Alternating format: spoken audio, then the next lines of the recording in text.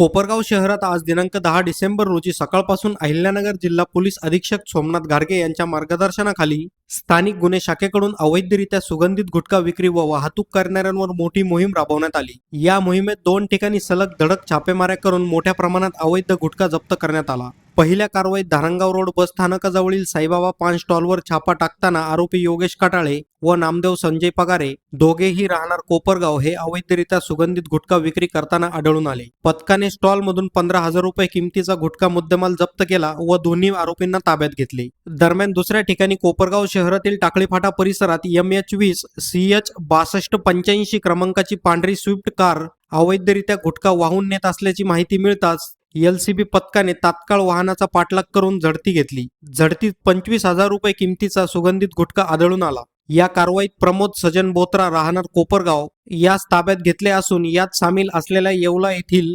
मुस्ताक अब्बास सय्यद हा मात्र फरार झाला आहे। दोन्ही कारवाईमध्ये अंदाजे 40,000 रुपयांचा सुगंधित तंबाखू व गुटखा आणि एक स्विफ्ट कार असून एकूण 2,43,000 रुपये किमतीचा मुद्देमाल पोलिसांनी जप्त केला आहे। ही संपूर्ण कारवाई स्थानिक गुन्हे शाखेचे पोलीस निरीक्षक किरण कुमार कबाडी आणि त्यांच्या संपूर्ण पथकाने केली आहे। दोन्ही प्रकरणावर कोपरगाव शहर पोलीस ठाण्यात संबंधित कलमान्वये गुन्हे दाखल करण्यात आले असून पुढील तपास सुरू आहे। अचानक केलेल्या या धडक मोहिमेमुळे शहरातील अवैध गुटखा विक्रेते आणि वाहतूकदारांमध्ये मोठी खळबळ उडाली आहे। नागरिकांनी पोलिसांच्या या कारवाईचे कौतुक केले असून अशा कारवाईचे सातत्य पोलिसांनी नेहमी ठेवावे असे देखील बोलले जात आहे। प्राधान्य न्यूज साठी प्रमोद पवार, कोपरगाव।